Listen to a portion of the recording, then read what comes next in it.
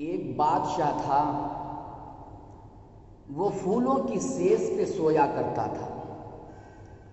خادمہ اس کام کے لیے مقرر تھی کہ وہ پھولوں کی سیز بچھاتی۔ مدت گزر گئی پھولوں کی سیز بچھاتے بچھاتے۔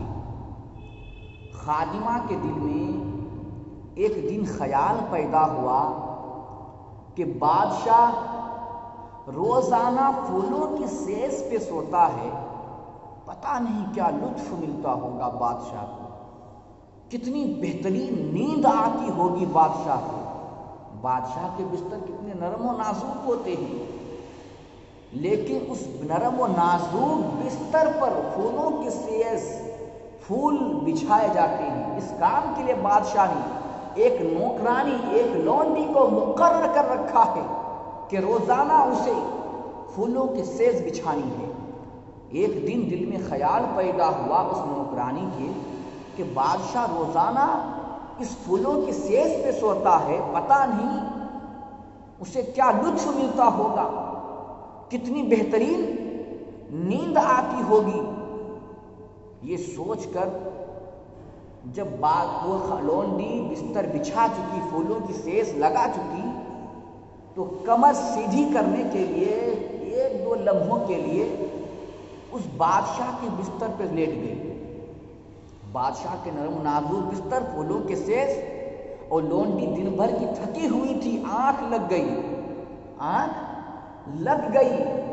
جب بادشاہ اپنی وقت پر جب حجرے میں داخل ہوا تو بادشاہ کیا دیکھتا ہے کہ وہ نوکرانی جس کو بادشاہ نے مقرر کیا تھا پھولوں کی سیز بچھانے کے لیے، وہ بادشاہ کی بستر پر سو رہی ہے۔ وہ لونڈی، وہ نوکرانی بادشاہ کی بستر پر سو رہی ہے۔ بادشاہ غصے میں جل بھن گیا، جلاد کو حکم دیا، اے جلاد، اس خاتون کی یہ مجال کہ بادشاہ کی بستر پہ سوئے، اس خاتون کو الٹا لٹکا کر اتنا مارو کہ ان کی جان نکل جائے، تاکہ باقی خدام کو پتہ چل جائے بادشاہ کے بستر، بادشاہ کے کمرے، بادشاہ کے پھولوں کے سیز کتنے مقدس ہوا کرتے ہیں، اسے اتنا مارو کہ ان کی جان نکل جائے۔ بادشاہ کا حکم ہو گیا، جلاد اس خاتون کو الٹا لٹکا کر کوڑے پہ کوڑے مارنا شروع کر دیا، ضرب پہ ضرب لگاتا جا رہا ہے جلاد۔ وہ خاتون روتی ہے، چیختی ہے، چلاتی ہے اور عرض کرتی ہے، میری جان بچا لو، میری جان نکل رہی ہے، آئندہ میں کبھی یہ غلطی نہیں کروں گی، مجھے معاف کر دو، میری جان نکل رہی ہے۔ لیکن بادشاہ کا حکم ہو گیا جلادوں کو کہ اس کے اتنا مارو کہ ان کی جان نکل جائے۔ جلاد رک نہیں رہا ہے، بادشاہ کے دربار لگے ہوئے ہیں، سب لوگ کھڑے ہیں، اس خاتون کے جسم پر کوڑے پہ کوڑے لگایا جا رہا ہے۔ وہ خاتون چیختی، چلاتی، روتی ہے، لیکن کوئی سنوائی نہیں ہو رہی ہے۔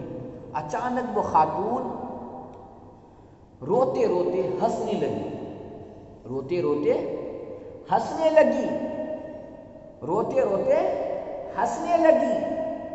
تو بادشاہ نے جلاد کو حکم دیا کہ جلاد رکو، مارنا بند کرو، اور اس سے پوچھو کہ ابھی یہ رو رہی تھی، پھر روتے روتے ہنس رہی ہے، اس کے رونے کی وجہ کیا ہے اور ہنسنے کی وجہ کیا ہے، پوچھو اس سے اس کی وجہ کیا ہے۔ تو جلاد نے اس خاتون سے پوچھتا ہے کہ اے خاتون، یہ بتا کہ ابھی تو رو رہی تھی، پھر روتے روتے ہنسنا شروع کر دی، تیرے رونے کی وجہ کیا ہے اور تیرے ہنسنے کے پیچھے راز کیا ہے؟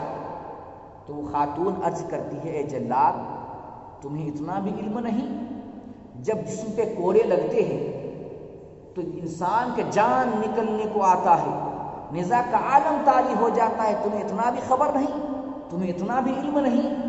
تو وہ جلاد کہتا ہے کہ اے خاتون، مجھے اتنا تو علم ہے، جب کسی کے جسم پر کوڑے مارے جاتے ہیں تو جان نکل جاتا ہے، نزا کا عالم طاری ہو جاتا ہے، لیکن تمہاری وہ باتیں جو روتے روتے اچانک ہنسنا شروع کر دی وہ بات سمجھ میں نہیں آ رہی ہے، تیرے ہنسنے کی وجہ کیا ہے؟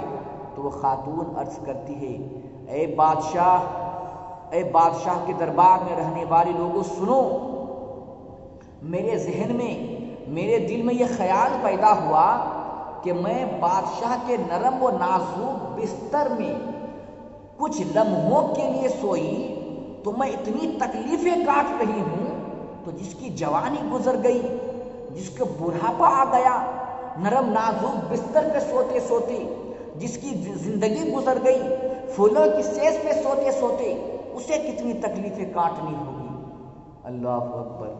وہ خاتون کہتی ہے کہ میں کچھ لمحوں کے لیے نرم نازک بستر پہ سوئی تو اتنی تکلیفیں کاٹ رہی ہوں، تو جس کی جوانی گزر گئی، جس کی زندگی گزر گئی، پھولوں کی سیز پہ سوتے سوتے اسے کتنی تکلیفیں کاٹنی ہوگی۔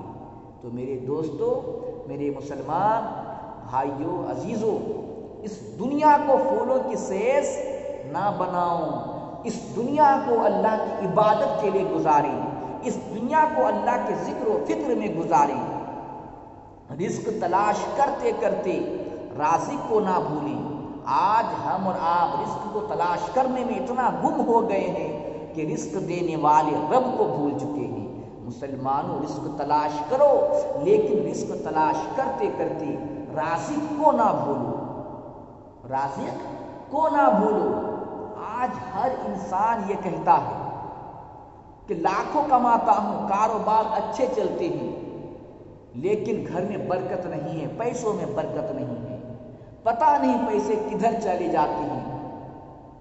اس کی بے برکتی کی وجہ کیا ہے؟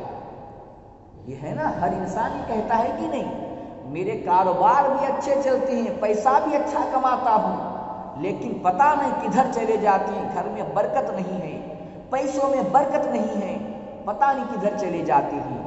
تو اس بے برکتی کی اصل وجہ کیا ہے؟ اس بے برکتی کی اصل وجہ ہے بے نمازی ہونا۔ اس بے برکتی کی اصل وجہ کیا ہے؟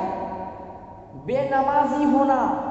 آج ہمارے پیشانی میں سجدے نہیں رہے، ہماری آنکھوں میں حیا نہیں رہا، ہمارے سوچوں میں پاکیزگی نہیں رہی، ہمارے لبوں پہ قرآن کے نغمے نہیں رہے، ہماری آنکھوں میں بے حیائی اور بے حیائی بھر دی گئی۔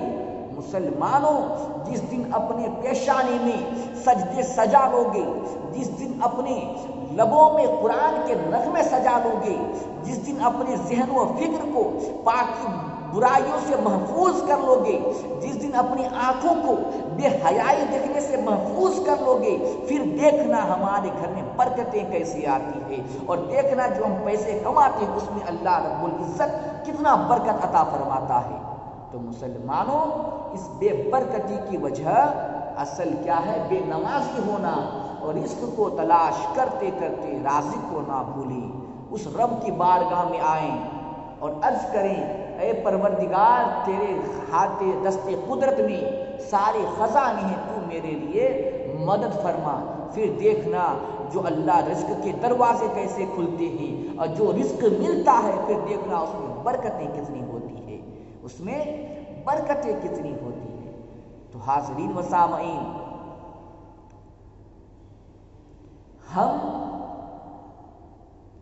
ہم تمام لوگ یہ عہد کر لیں کہ ہماری کبھی نماز قضا نہ ہونے پائے، ہم اپنے نمازوں کو اپنے شعار زندگی بنا لیں۔